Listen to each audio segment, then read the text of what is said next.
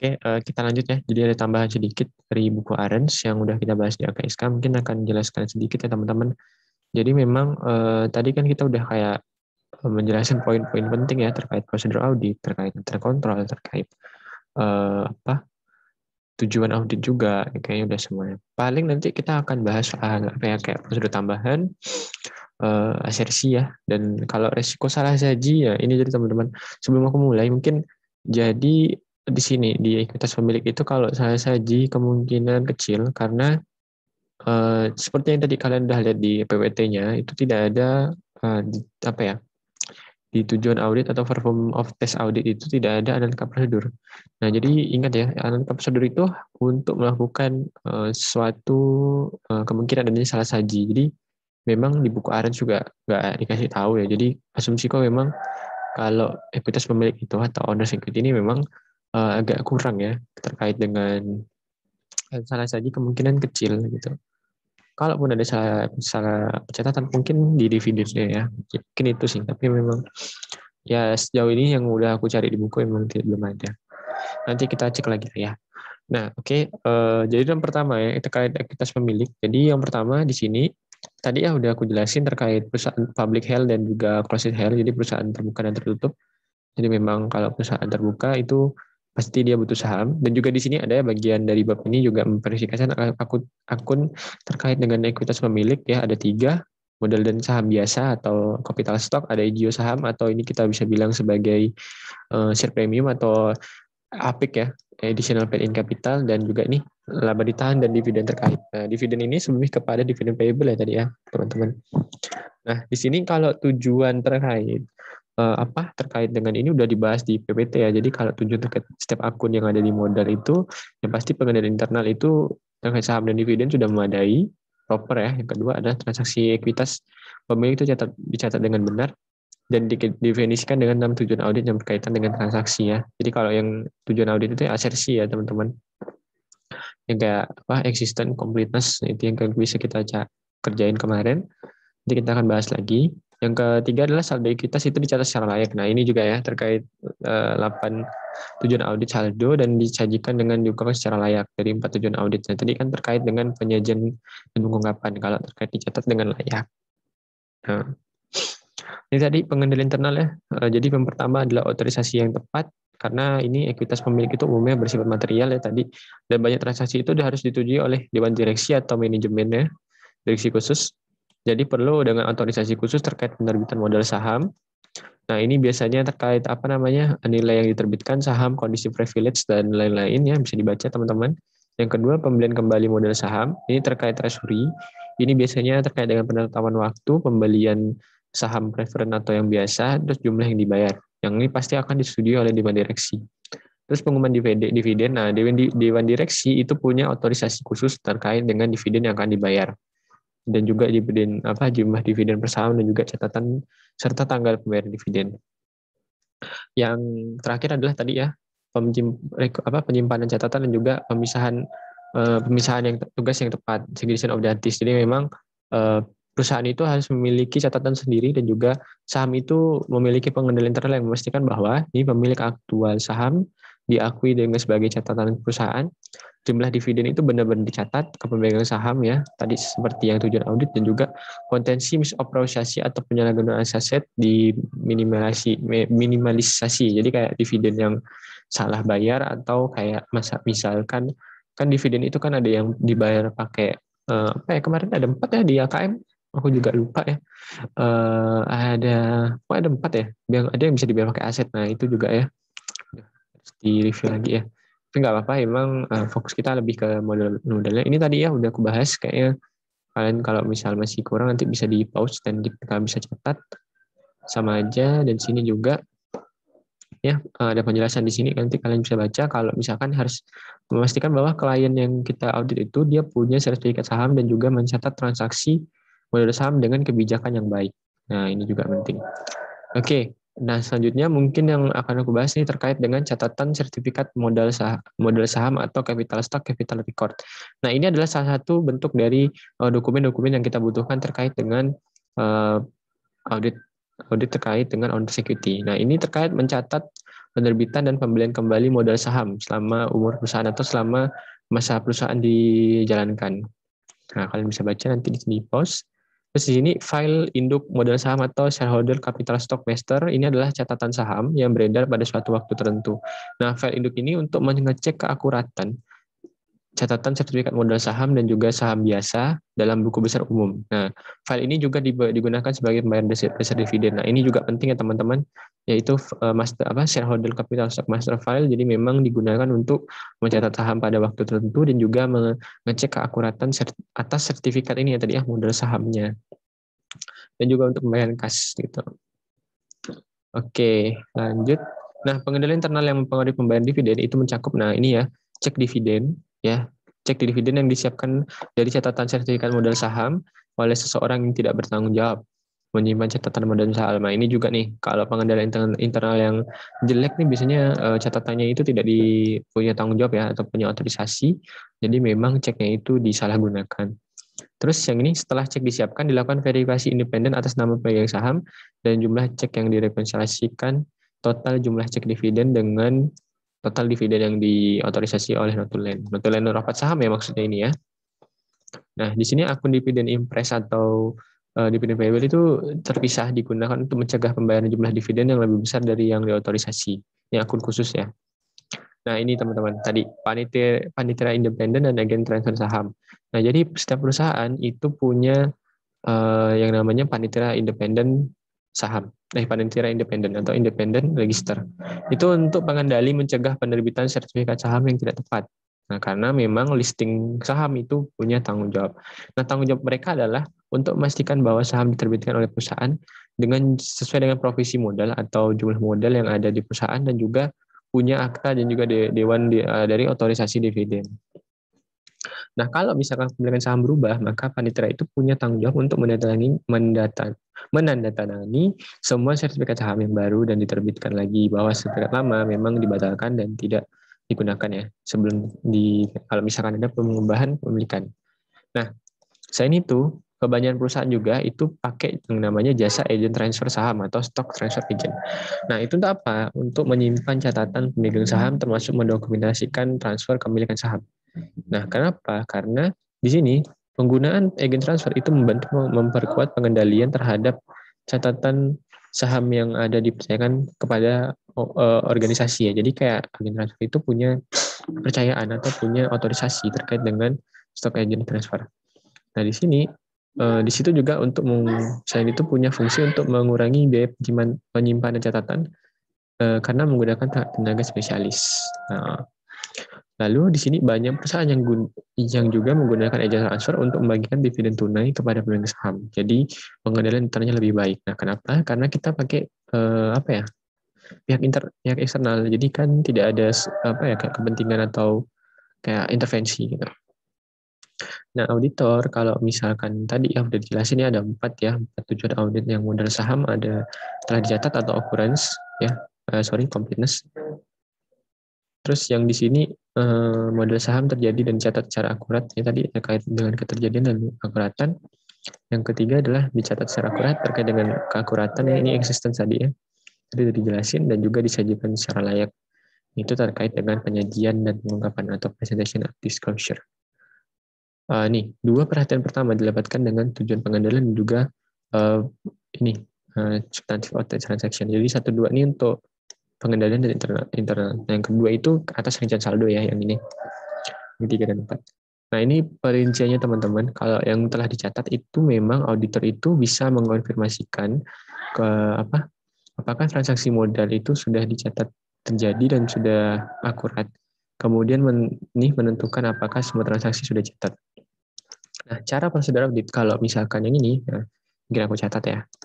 Jadi kalau prosedur audit ini memang yang terkait ini tadi kan kelengkapan ya, completeness.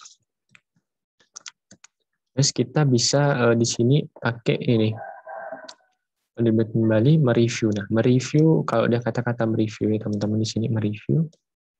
Nah, ini bisa dibilang completeness ya. Oke. Nah, di sini.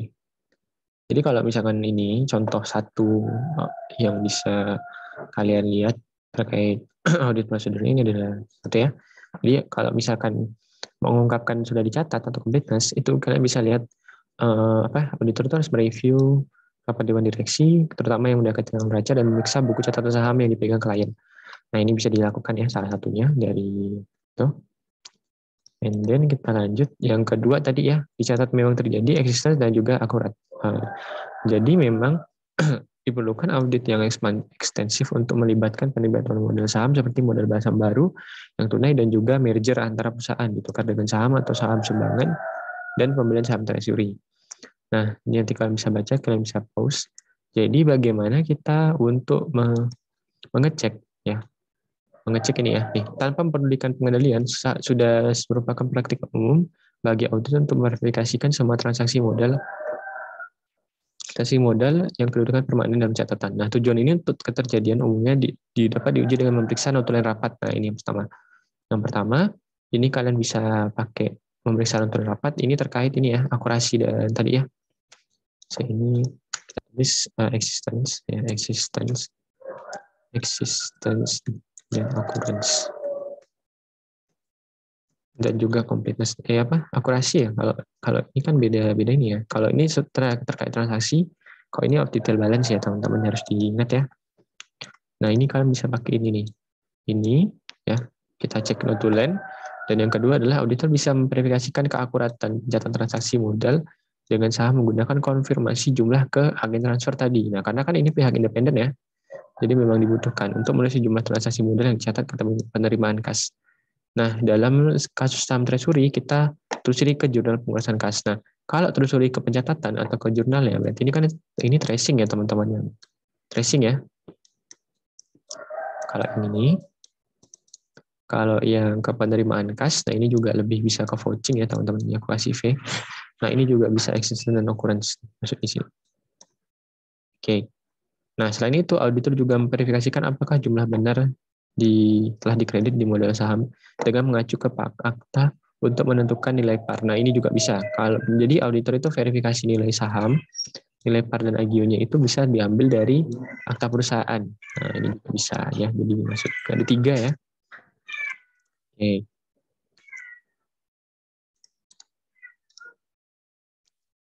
Nah, ini kalian bisa baca ya teman-teman, ini kayak merger, kok merger memang sama, harus punya teknis dan juga banyak pertimbangan. Terus yang terakhir ini modal saham dicatat secara akurat. Memang kalau di sini itu kita bisa lakuin yang pertama, kalau ini terkait akurasi ya, itu bisa verifikasi saldo akhir akun saham yang untuk menentukan lebih dahulu saham yang jumlah beredar pada tanggal neraca. Nah, juga bisa dipakaikan dengan konfirmasi agent transfer yang tadi ini ya, paling sederhana. Kalau misalkan tidak ada agent transfer, auditor bisa mengandalkan pemeriksaan catatan saham dan akuntansi atas semua saham yang beredar, dan juga cek sertifikat saham tadi ya, dan pemeriksaan semua sertifikat yang dibatalkan, dan juga untuk sertifikat kosong. Nah, di sini nih, kalau udah yakin bahwa jumlah saham yang beredar sudah benar, nanti tinggal dibagi kalikan dengan nilai VAR ya, dan kita konfirmasi. Dan juga saldo akhir dari agio saham itu merupakan selisih antara ini ya, antara transaksi penerbitan PAR dengan nilai pasar ya. Nah, pertimbangan utama untuk audit saldo keakuratan itu kita memverifikasikan apakah jumlah saham digunakan dalam perhitungan EPS atau earning per share. Nah, ini juga penting terkait dengan akuratan. Jadi memang harus dilakukan bahwa memang di sini auditor harus memahami syarat dan akuntansi yang relevan untuk memverifikasikan jumlah untuk menentukan EPS yang sesuai dan juga yang dilusi. Nah, ini tadi AKM ya, jadi nggak terlalu penting juga. Lebih penting tadi ya. Oke. Terus yang terakhir, ini terkait dengan pengungkapan ya, diungkapkan secara layak. Jadi auditor itu perlu untuk menganalisis dan juga memverifikasikan ini ya. Kalian bisa baca, bisa pause, tapi yang aku highlight ini sebenarnya prosedur auditnya itu adalah auditor bisa memverifikasikan penyajian pengungkapan atas opsi saham, waran saham, dan sekuritas konvertible, dan juga dokumen hukum dan bukti-bukti yang menyangkut dengan provisi persetujuan. Nah, ini kalau misalkan udah verifikasi terkait opsi saham dan lain-lain yang masuk ke CLK, itu juga udah bisa memenuhi dari presentation and disclosure. Nah, selain itu kita juga bisa pakai dari akta perusahaan kita cek dan juga analisis auditor mengenai transaksi modal saham itu juga bisa ya. Nih, yang udah aku garis kalian bisa lihat. Terus di sini ya ada tujuan terkait dividen. Nah, ini kita akan pindah ke dividen. Jadi memang dividen audit itu dasarnya itu ada 100%. Nah, kenapa? Karena ada 6 tujuan audit ya di sini. Itu ada dividen catat dengan terjadi, ada yang dicatat dengan kelengkapan, dan juga catat secara akurat. Terus ada yang di keterjadian, kelengkapan juga, punya saham ya, dihitung dividen tadi, kelengkapan dan juga keakuratan. Nah, ini sudah dibahas tadi ya di PPT-nya, jadi nanti kalian bisa lihat lagi teman-teman. Nah, mungkin sebelum kita review ke dividen, mungkin aku akan bahas ini dokumen tadi ya, dokumen terkait audit modal ya, modal saham. Belum yang RE ya, modal saham. Tadi kan ada berapa tuh? Pertama, ini ya, catatan sertifikat saham ya bisa dicek lagi. Yang kedua, ini ya, file master tadi ya, file master modal saham tadi, capital shareholder stock capital stock file master. Yang ketiga tadi akta perusahaan bisa dipakai ya teman-teman. Perusahaan. Terus ada 4 itu tadi terkait notulen rapat direksi. Rapat dewan direksi. Bisa ya. Dewan direksi. Apa lagi ya? Kayak banyak nih. Dewan direksi, akta perusahaan sama analisis itu ya auditor. Tapi kayak kurang. Oh ya, konfirmasi dari agent transfer. Nah, ini bisa ya teman-teman, transfer. Terus yang ke-6 itu tadi buku besar ya, buku besar capital stock bisa buku besar lah, bukan modal saham bisa. Apa lagi ya, kayaknya udah ya 6 cukup ya, mungkin itu dulu sih ya. Oke, jadi ada 6 tadi ya, dokumen yang terkait dengan modal saham tadi, ada catatan, ada file master, ada akta perusahaan, notulen, konfirmasi dari agent, sama buku besar ya. Nah, ini aku hapus, kalian bisa catat atau post nanti ya. Oke, nah di sini kita langsung masuk ke yang dividen, ada 6 tadi ya, keterjadian yang kalian bisa baca. Di sini auditor itu bisa memverifikasikan keterjadian dari, ya, jadi ini occurrence ya. Occurrence itu bisa dari ini, dari memeriksa notulen rapat dewan direksi mengenai otorisasi jumlah dividen per saham. Nah, ya, notulen rapat itu bisa dijadikan dengan keterjadian, jadi kayak memang udah dicatat gitu. Selain itu, kalau auditor itu harus waspada kalau misalkan ada yang belum tercatat, dividen yang belum tercatat. Nah, pertama sebelum tanggal raca. Nah, prosedur audit yang berkaitan erat dengan review permanent audit juga bisa ya, ini terkait keterjadian. Jadi di sini kita bisa mereview file permanent audit untuk menentukan apakah ada restriction terkait pembayaran dividen dan juga perjanjian identur obligasi atau provisi saham preference. Jadi kayak ada batasan gitu untuk beberapa misalkan debitur atau yang punya preference ya. Nah, selain itu kita juga bisa ngecek keakuratan. Tadi kan udah keterjadian tuh. Kalau keakuratan, kita bisa menghitung kembali jumlah atas dividen per saham dikalikan dengan jumlah saham yang beredar. Nah, ini normal ya, umum pada umumnya.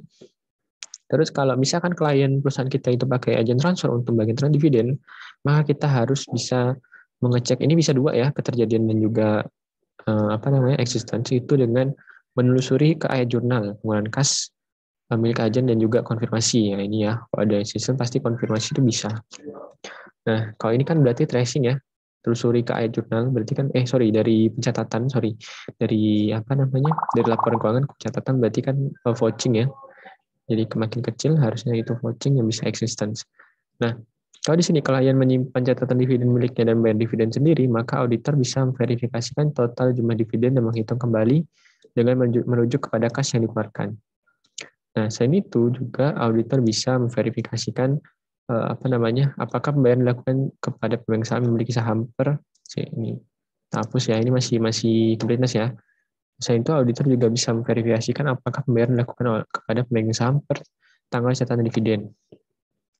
Nah, kalau yang selain itu juga auditor bisa menguji hal ini dengan memilih sampel pembayaran dividen yang mencatat dan menulis nama PI atau pembayar kepada cek yang dibatalkan ke catatan dividen. Nah, selain itu, auditor juga bisa melakukan verifikasi atas jumlah otentisitas atau jumlah apa ini. Kami bisa cek kan otentisitas dividen. Pengujian dividen ini harus dilakukan bersamaan.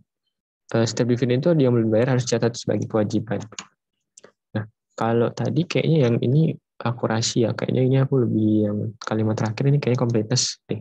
Soalnya kita kalau verifikasi jumlah total dan menghitung kembali itu masih itu ya, akurasi. Kalau misalkan pembayaran ya, pegang saham, nah itu eksisten, tapi kalau ada sampel ke PI, ke cek dan kecatatan dividen itu kemungkinan bisa completeness ya. Oke, lanjut di sini kalau tadi dividen. Nah, ini laba ditahan. Nah, kalau laba ditahan itu kita bisa auditnya itu atas laba ditahan bisa dilakukan dengan menganalisis laba selama tahun berjalan. Nah, ini lebih kepada bisa apa ya, kalau analisis itu existence ya, existence performance atau valuation and evaluation ya biasanya. Kalau schedule audit ini bisa pakai schedule audit dan juga dari file permanen berisi deskripsi atas transaksi yang berpengaruh. Nah, selain itu kita juga bisa perlu juga menulis ayat dari ayat jurnal laba ketahan ke angka laba bersih pada laporan laba rugi. Nah, kalau dari ayat jurnal ke laba rugi berarti kita tracing ya ke pencatatan. Maka di sini kita melakukan completeness tadi ya, asersinya. Nah, kalau kita pengen ngaudit atas laba ditahan bagi laba bersih ya, maksudnya ada kemungkinan kayak untung gitu ya. Nah, auditor juga bisa melakukan menentukan apakah transaksi sudah dicantumkan. Nah, ini kalau sudah dicantumkan berarti kan completeness ya. Itu bisa dilihat dari kita auditor itu melakukan memasukkan atau memeriksa penyesuaian dari periode sebelumnya, periode adjustment tadi. Nah, kalau terkait dengan classification, auditor itu bisa mengklasifikasi memastikan pencatatan dan klasifikasian transaksi terkait laba ditahan itu secara benar dengan bukti audit tertentu, yaitu kita bisa cek dengan aporisasi laba ditahan atau kayak untuk perusahaan obligasi. Jadi kayak RE yang memang sudah diklasifikasikan untuk perusahaan obligasi. Nah, kita juga bisa memeriksa jumlah aporisasi dan apropriasi dan juga memeriksa perjanjiannya obligasi. Nah, selain itu, auditor itu juga bisa mengevaluasi apakah ada transaksi yang sebenarnya dimasukkan tapi belum dilakukan. Nah, atau dicatat itu. Nah, ini baru completeness juga. Completeness murni itu bisa contoh ya, misalkan dividen saham, pakai dividen sahamnya ya, nilai pasarnya itu juga diterbitkan dan harus dikapitalisasikan dengan mendebit laba ditahan dan juga mengkredit saham. Nah, ini catatan di AKM kemarin ya. Nah, jadi auditor itu kalau misalkan ada laporan keuangan dan mencantumkan apropriasi atau tahanan laba yang ditahan restricted itu tadi, itu auditor harus mengevaluasi apakah masih perlu memiliki apropriasi tanggal neraca. Nah, yang terakhir adalah di sini standar akuntansi mewajibkan penyajian dan pengungkapan informasi terkait dengan laba ditahan. Auditor sangat sibuk menentukan tujuan pengungkapan dan penyajian presentation of disclosure untuk laba ditahan itu terpenuhi, terutama yang berkaitan dengan reaksisi dan juga pembayaran dividen. Nah, seringkali perjanjian dari bankir, pemegang saham, dan kreditor itu bisa melarang perusahaan itu untuk membayar dividen pada pemegang saham oleh klien ya. Nah, restriksi tersebut harus diungkapkan dalam CLK. Nah, jadi makanya memang at least kesimpulannya adalah untuk laba ditahan itu memang bukti auditnya tidak terlalu banyak ya. Jadi kalian bisa lihat di sini ada buku besar, ada ya jurnal bisa tadi ya. Terus konfirmasi juga bisa kalau misalkan itu, terus file permanen dan juga laporan keuangan. Jadi memang nggak terlalu banyak seperti model saham tadi. Oke, mungkin itu aja yang bisa aku sampaikan. Semoga bermanfaat. Jangan lupa tetap semangat dan terima kasih. Nanti kita akan lanjut di pertemuan selanjutnya. Terima kasih. Assalamualaikum warahmatullahi wabarakatuh.